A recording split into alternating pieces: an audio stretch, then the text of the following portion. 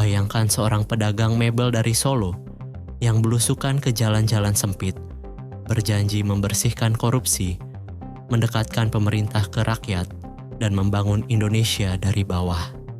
Dia menang telak 2 kali pemilu. Rakyat mencintainya. Dunia memujinya sebagai harapan demokrasi Asia. Tapi di akhir masa jabatannya, anaknya jadi wakil presiden lewat putusan Mahkamah Konstitusi yang dipimpin saudara iparnya. KPK dilemahkan. Undang-undang dibuat kilat tanpa diskusi publik. Utang negara melonjak 3 kali lipat. Demokrasi mundur, tapi infrastruktur meledak. Approval rating tetap tinggi. Ini bukan cerita diktator klasik. Ini paradoks Jokowi, seorang pemimpin yang membangun sekaligus merobek, yang dicintai rakyat, tapi dituduh mengkhianati reformasi. Hari ini, kita bedah semuanya. Bukan sekadar kritik atau pujian murahan, tapi mengapa paradoks ini justru membuatnya begitu kuat dan berbahaya. Kalau kamu pernah bingung, kenapa Jokowi dibenci sekaligus dipuja? Video ini jawabannya. Like dan subscribe dulu, kita mulai perjalanan 10 tahun yang mengguncang Indonesia. Jokowi seorang pedagang mebel yang sukses, yang melihat Eropa dan ingin Solo seperti itu. Belusukan bukan gimmick, itu gaya aslinya. Di Solo, dia relokasi pedagang tanpa kerusuhan besar. Di Jakarta, kartu sehat dan pintar bikin harapan meledak. Dia bukan elit politik atau militer. Dia adalah kita. Tapi begitu berkuasa, dia belajar cepat main kekuasaan elit. Ben Bland di bukunya Man of Contradictions bilang, Jokowi bukan ideolog, dia pragmatis murni. Dia peluk kontradiksi Indonesia sendiri. Demokrasi melawan kebutuhan stabilitas, pluralisme melawan tekanan mayoritas. Dia janji anti korupsi, tapi KPK direvisi di tahun 2019. Janji belusukan ke rakyat kecil, tapi proyek strategis nasional sering gusur lahan rakyat tanpa kompensasi adil.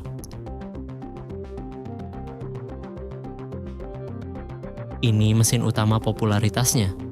Tol, bandara, bendungan, kereta cepat, dan IKN. Indonesia naik kelas jadi ekonomi triliunan dolar pertama di ASEAN. Kemiskinan ekstrim turun drastis. BPJS bikin akses kesehatan lebih luas. Pembangunan megah tapi mahal. Utang negara melonjak. Kereta cepat rugi besar. Beban bunga triliunan. IKN dikritik minim partisipasi publik, dampak lingkungan, dan proyek para elit. Banyak PSN bermasalah mulai dari sengketa tanah adat, deforestasi, dan korupsi kecil-kecilan. Jokowi bilang investasi untuk rakyat, tapi manfaatnya sering ke investor besar dan daerah Jawa. Ini mirip developmentalism ala Soeharto, tapi dengan kemasan demokrasi. Dia bangun fisik infrastruktur tapi lunak kepada pendidikan berkualitas dan reformasi birokrasi yang lambat. Dari outsider demokrasi jadi kingmaker yang melemahkan institusi. Mulai dari pelemahan KPK dan UU Cipta Kerja Kilat, intervensi MK untuk Gibran, dinasti politik, ruang sipil menyempit, digital repression, Undang-Undang ITE, pembubaran ormas, tekanan media dan pemilu 2024. Stabilitas dipuji pasar, tapi dituduh rekayasa. Jokowi bisa disebut caught between democracy and authoritarianism. Dia tak seperti Soeharto yang brutal, tapi dia soft authoritarian, pakai hukum, kooptasi partai koalisi yang super mayoritas, dan popularitas untuk kontrol. Hasilnya? Demokrasi mundur, tapi ekonomi stabil di mata investor global. Dia puppet of the people, tapi jadi dalang dinasti. Rakyat tetap suka karena merasakan jalan tol dan bansos, tapi elite oligarki semakin kuat. Ini bukan kegagalan total. Ini model hybrid yang efektif untuk negara berkembang. Pertumbuhan di atas kebebasan penuh. Di panggung global, Jokowi dipuji memiliki stabilitas dalam investasi. Tapi citra pembangun memiliki realitas demokrasi rapuh yang dia tinggalkan. Jokowi seperti everyman hero yang memiliki trauma masa kecil saat rumahnya digusur, sehingga obsesi untuk membangun fisik. Tapi obsesi itu bikin dia abaikan institusi yang melindungi orang kecil itu sendiri. Di era polarisasi, Jokowi tunjukkan bahwa mayoritas rakyat lebih peduli hasil konkret seperti jalan dan listrik daripada ideal demokrasi abstrak.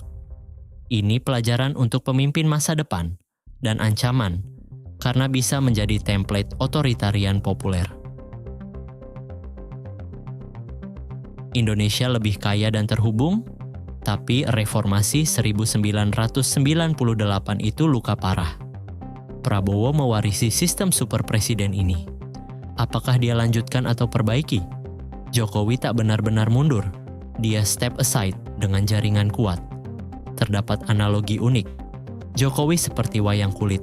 Dalangnya tersembunyi di balik layar, tapi wayangnya yang dicintai penonton. Jokowi bukan hitam putih. Dia berhasil bawa Indonesia maju secara fisik dan ekonomi di tengah tantangan global. Tapi dia juga tunjukkan betapa rapuhnya demokrasi kita. Mudah dibengkokkan oleh satu orang populer dengan mesin kekuasaan. Apa yang harus kita ambil? Jangan hanya puja atau benci. Kita harus belajar. Infrastruktur penting, tapi tanpa institusi kuat dan civic space, itu rapuh. Rakyat harus tetap vokal, media independen harus bertahan, dan generasi muda jangan bosan mengawasi kekuasaan. Warisan Jokowi adalah cermin Indonesia hari ini. Penuh potensi dan penuh kontradiksi. Kalau video ini membuka pikiranmu, like, share, dan subscribe. Nyalakan lonceng untuk konten analisis politik yang mendalam. Tulis di komentar, paradoks mana yang paling mengejutkanmu? Atau pengalamanmu era Jokowi. Kita diskusi bareng di bawah. Terima kasih sudah nonton sampai habis. Indonesia maju, tapi tetap waspada. Sampai jumpa di video berikutnya.